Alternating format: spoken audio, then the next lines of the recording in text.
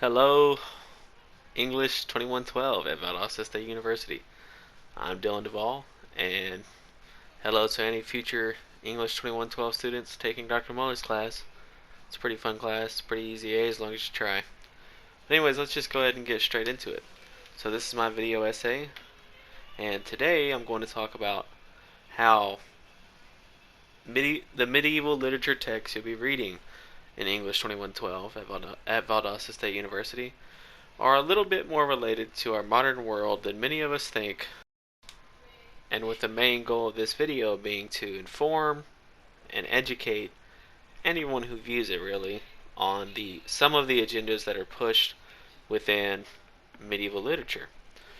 And stories such as the travels of Ibn Battuta, Sir Gawain and the Green Knight, the 1001 Arabian Nights, and of course, Beowulf. And of course, to start off, we're going to talk about Beowulf. Beowulf, I believe, was written for a multitude of reasons. But I believe the main reason Beowulf was written was to persuade Europeans of the time within the Dark Ages, or the medieval ages.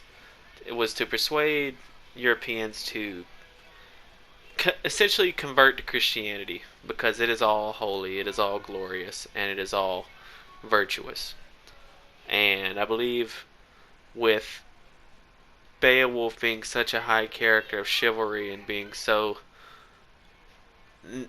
knightly and so, court-like, his whole point of being there and being a hero and being this glorious fighter is to persuade anyone who reads it that they should also be that.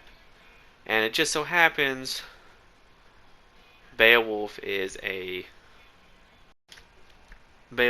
king that gets painted in nothing but a positive light. He is glorious, he is self-righteous, he is chivalrous, he is a warrior, he is a king, he is loved by all and loved by many, he is right by God. I mean, there's nothing negative about Beowulf in Beowulf. So I believe the whole goal of Beowulf is to make the readers of Beowulf want to become Christians themselves. Now, some other scholars would argue that it's all about painting Beowulf as a heathen, although I cannot gather that from any of my research or any of my feelings about the story that Beowulf is painted in any kind of negative light. I think Beowulf is the star of the show. It is his book, it's his story, and it is meant to try and convince others to be more like Beowulf and to be more Christian. Sir Gawain and the Green Knight. Sir Gawain and the Green Knight was written as a what not to do in order to become a chivalrous knight. Gawain's love triangle in the text involving Lord and Lady Bertilac takes up majority of the story. The love affairs hint at Gawain being a homosexual and taking more liking to Lord Bertilac, oftentimes pushing Lady Bertilac away. This is hinting at the author of the text being extremely against homosexuality, especially when you consider the fact that the text is about what not to do. However, Lady Bertilac does eventually succeed to some degree of winning Gawain over and forces him to wear a green girdle. This green girdle is essentially a representation of Gawain's failure to become a chivalrous and righteous knight within the story. Gawain gains nothing from his adventures and travels. Gawain only lives at the end of the story because the Green Knight did not take pride in killing such a coward. The end of the story leaves with the reader with nothing to walk away with except the fact that Gawain is not a glorious knight. Gawain is nothing but a coward who also potentially may be gay, which is not in any sense of the word, according to this text, chivalrous.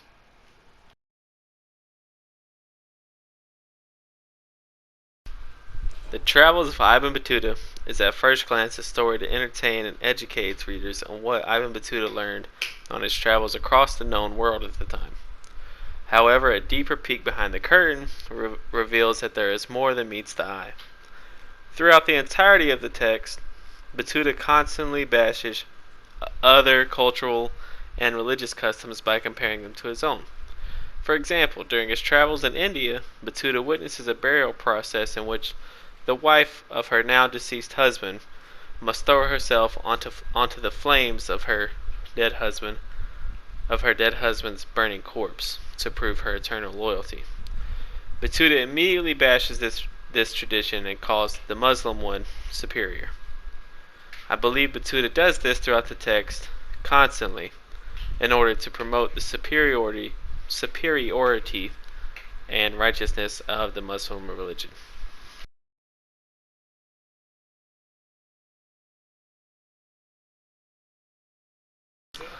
The 1001 Arabian Nights. The 1001 Arabian Nights is a story about the persistence of Shahrazad's will to live and protect her sister from a tyrannic ruler. The purpose of this story is to enhance the perception of women in the Muslim world. Shahrazad is a very knowledgeable young woman who is very clever and very beautiful.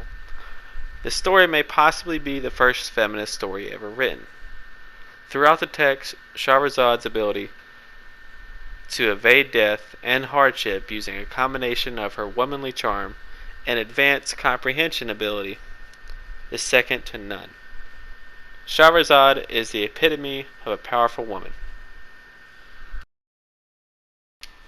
I hope this video educated you on some of the more hidden agendas that are in some very well known and cherished pieces of historic literature.